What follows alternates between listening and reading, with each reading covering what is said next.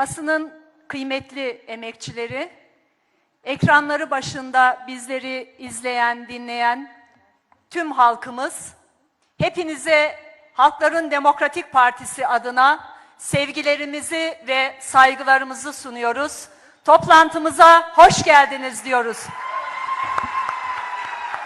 Ümbüher hatine, serseran, serçavan hatine. İlkelerimiz dediğimiz ve bugün Türkiye kamuoyunun dört gözle beklediği Halkların Demokratik Partisi'nin ilkelerini açıklayacağımız bu toplantının bundan sonraki döneme, bundan sonraki sürece hayırlar getirmesini temenni ediyor ve deklarasyonumuzu sizlerle paylaşıyoruz. Hep beraber kazanalım.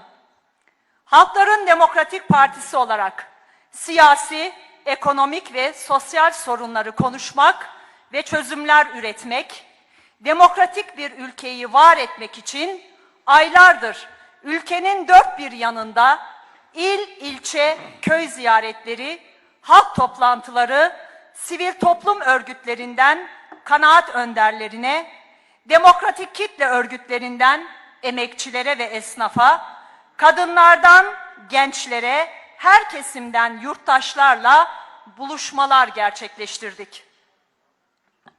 Koronavirüs salgını, seller, yangınlar, kuraklık, işsizlik, pahalılık, yoksulluk, yolsuzluk, yurtsuzluk, ırkçılık, ayrımcılık, cinsiyetçilik, zorbalık ve şiddetin iç içe geçtiği çoklu kriz koşullarıyla boğuşan halklarımızın iktidar güçlerince bastırılan haykırışını ve çözüm önerilerini dinledik.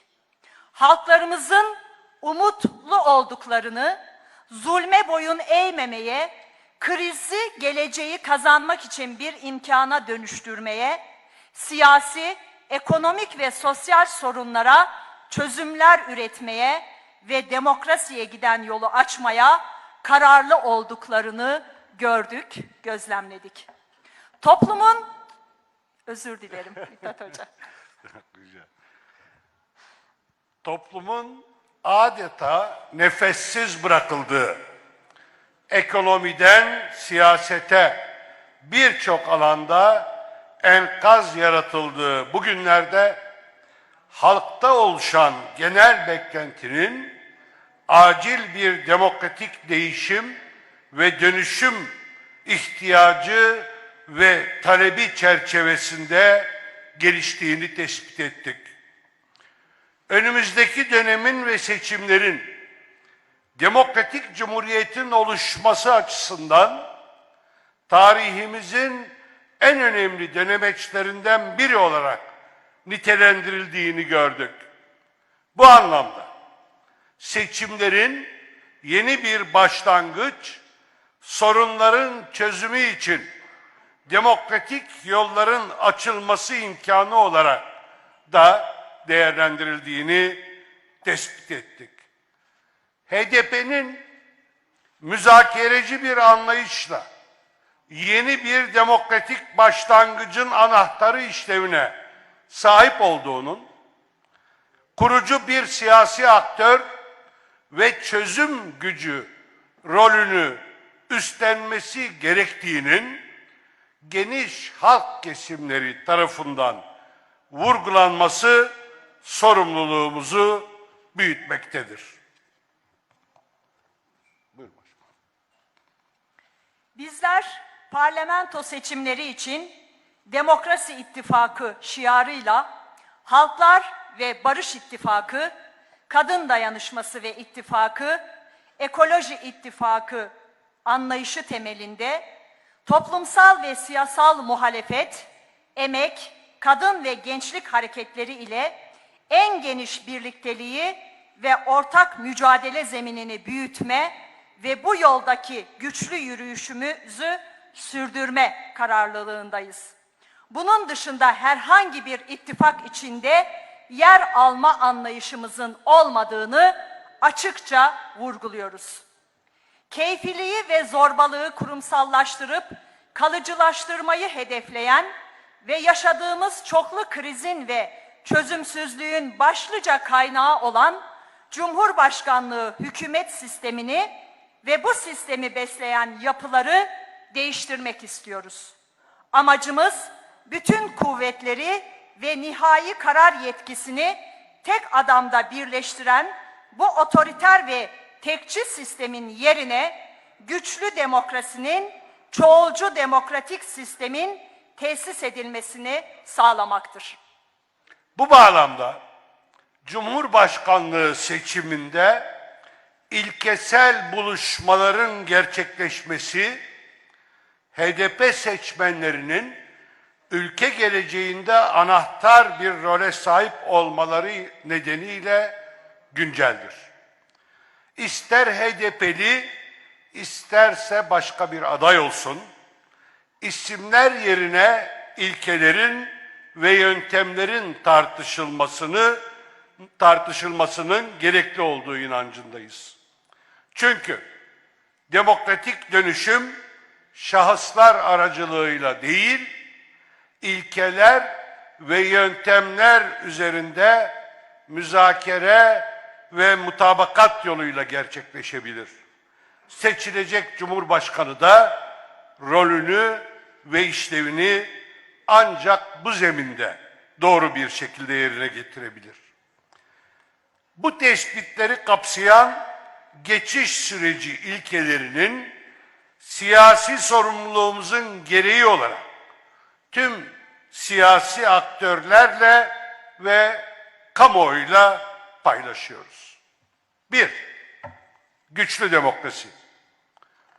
Türkiye'nin temel ihtiyacının katılım, müzakere ve demokratik uzlaşı esasına dayalı evrensel temel hak ve özgürlüklerin en geniş şekilde sağlandığı güçlü demokrasi olduğuna inanıyoruz. Bu çerçevede geniş yetkilere sahip çoğulcu bir parlamentonun bulunduğu, kuvvetler ayrılığının tam anlamıyla işlediği, denge ve denetleme mekanizmalarının gerçekten etkili olduğu bir demokratik parlamenter sistem öngörüyoruz. Güçlü demokrasi aynı zamanda yerinden ve yerelden yönetim anlayışını gerektirir. Bu nedenle kuvvetler ayrılığının yerele doğru genişletildiği, yerel yönetimlere yetki ve kaynak devrinin güvence altına alındığı, yerel katılım mekanizmalarının işlediği güçlü bir yerel demokrasi olmadan güçlü demokrasiyi inşa etmek mümkün değildir. 2.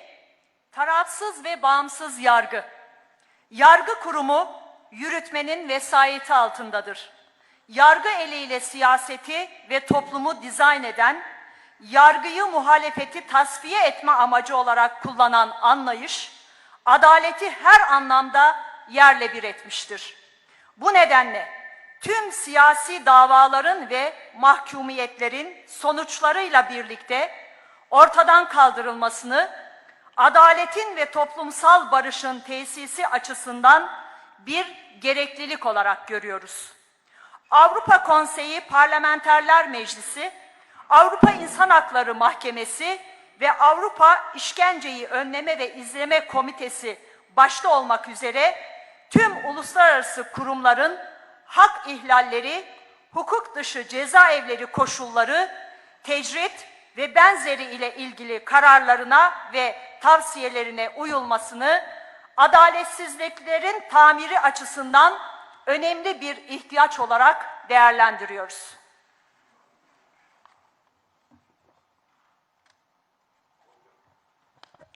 Kayyım rejimi değil, halk iradesi. Belediyelerden üniversitelere ve sivil toplum kuruluşlarına kadar uzanan, seçilme hakkını yok sayan, halk iradesine ve seçim adaletine ipotek koyan ve bir yönetim biçimi haline gelen kayyımlar rejimi anlayışına son verecek düzenlemeler, bu rejimin yarattığı tahribatların giderilmesi ve kayyum mağdurlarının tüm haklarının iadesi için acildir. 4. Kürt sorununu da demokratik çözüm.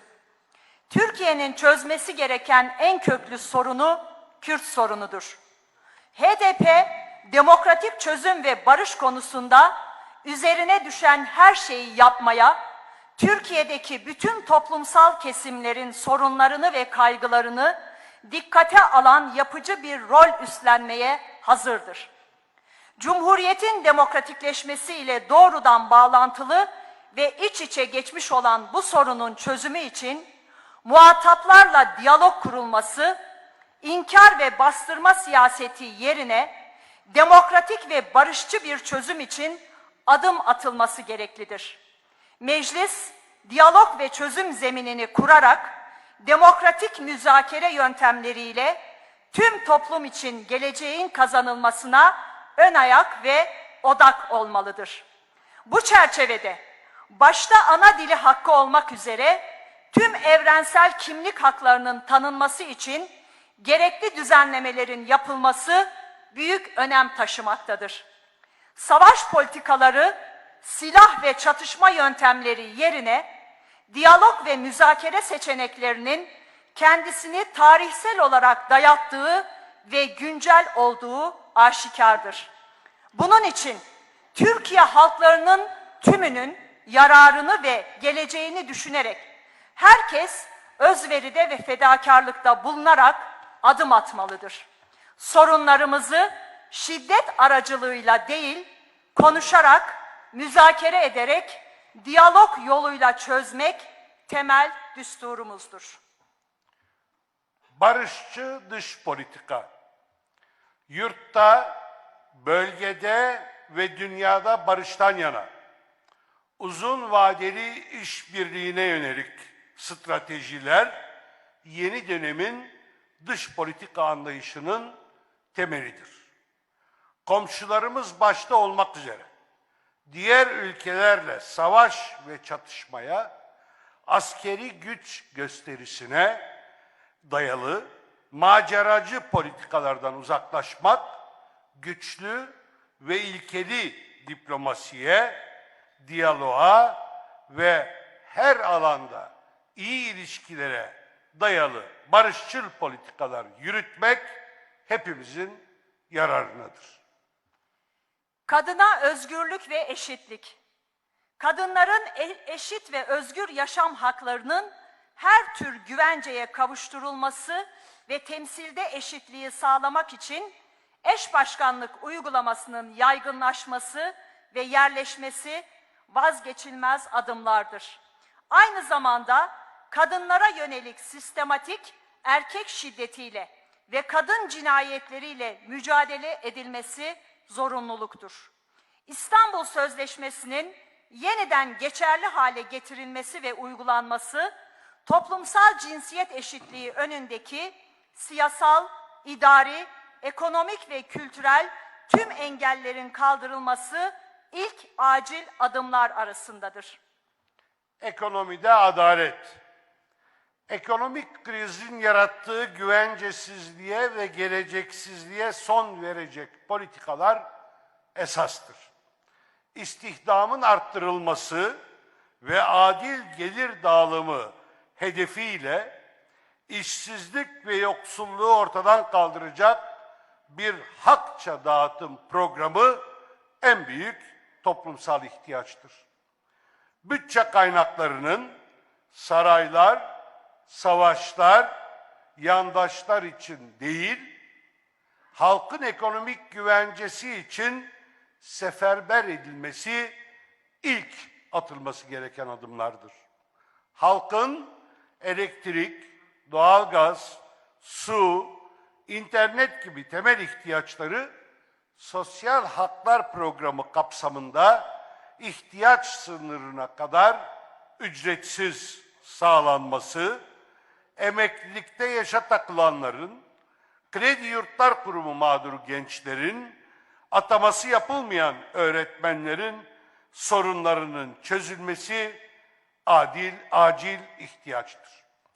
Emeklilerin yaşam koşullarının iyileştirilmesi, çiftçilerin yanlış politikalar sonucu oluşan borçlarının silinmesi, pandemi dönemi mağduriyetleri olağanüstü artan esnafın desteklenmesi ilk yapılması gerekenler arasındadır.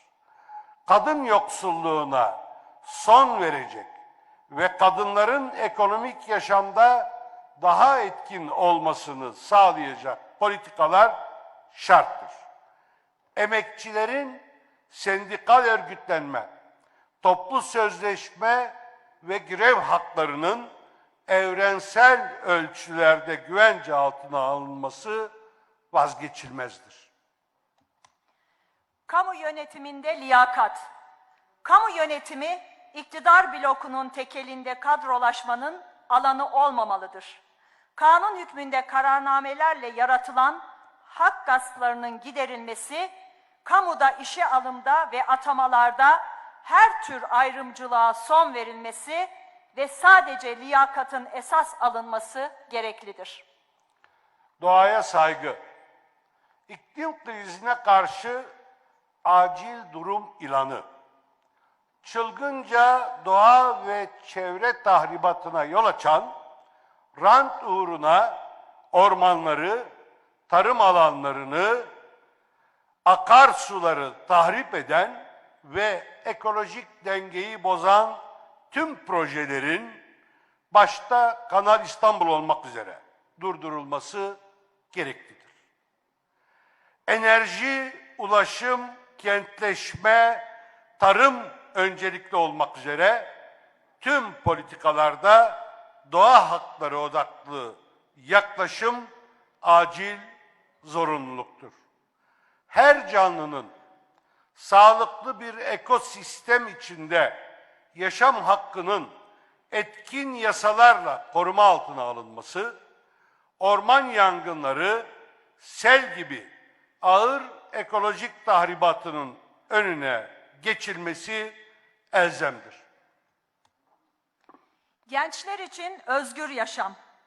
Gençlerin yaşam tercihlerine saygı duyan bir yaklaşımla kendilerini serbestçe ifade edebilmeleri ve özgürce yaşayabilmeleri için başta eğitim ve kültür olmak üzere ekonomik, toplumsal ve siyasal alanlarda bütün engellerin kaldırılması, eğitim sistemindeki çarpıklıkların giderilmesi, özgür ve güvenceli yaşamın gereğidir. Gençlerin ekonomik olarak desteklenmeleri, her alanda daha fazla yönetime katılmaları, yaratıcı ve ilerletici fikirlerinin toplumda daha belirleyici hale gelmesine yol açacaktır. Demokratik anayasa, sivil, özgürlükçü yeni bir anayasa, gerçek anlamda bir toplumsal sözleşme, Türkiye'de yeni bir başlangıcın ve demokratikleşmenin tacı olacaktır. Bu anayasa, farklı kültürlere, kimliklere, inançlara, ana dillerine ve yaşam tarzlarına saygıya dayalı eşit yurttaşlığı esas almalıdır. Anayasanın hazırlanma süreci her kesimi kapsayan demokratik katılım ve toplumsal müzakereye dayalı bir yöntemle yürütülmelidir. Evet, maddelerimiz bunlar. Şimdi açıklamamızı sonuna geliyoruz. Demokrasiye, adalete, barışa çağrı. Yukarıda açıkladığımız ilkeler ışığında yeni döneme nasıl baktığımızı, nasıl bir yönetim anlayışı görmek istediğimizi kamuoyuna ilan ediyoruz. HDP'nin bu geçiş dönemi ilkeleri ışığında öncelikli amacı ve vaadi güçlü demokrasi, evrensel standartlarda bir adalet sistemi ve kalıcı toplumsal barıştır. Demokrasiyi ve barışı stratejik bir hedefe ve programa dönüştürerek demokratik ve sosyal bir cumhuriyete ulaşabiliriz. HDP olarak yukarıda ifade ettiğimiz ilkelerin yaşama geçirilmesinden yana tüm toplumsal taraflarla ve siyasi aktörlerle görüşmeye ve müzakere etmeye, birlikte yürümeye, ortak mücadeleye ve ortak yönetime hazır olduğumuzu vurguluyoruz. Türkiye'nin aydınlık geleceğini düşünen tüm kurum, kuruluş ve partilere, tek tek yurttaşlara çağrımızdır. Hep beraber sorumluluk alalım. Kişisel hesaplar, partizan faydacılık yerine ortak akıl ve birlikte inşa anlayışı esas olmalıdır. Türkiye halkları çözüm üretmeyen, ortak akıldan uzaklaşan politikalara ve yönetimlere, ayrımcılık, nefret söylemi ve toplumsal kutuplaşmaya mahkum değildir. Hep beraber demokrasi, hep beraber adalet, hep beraber barış. Hep beraber kazanalım diyoruz. Sevgiyle, saygıyla selamlıyoruz.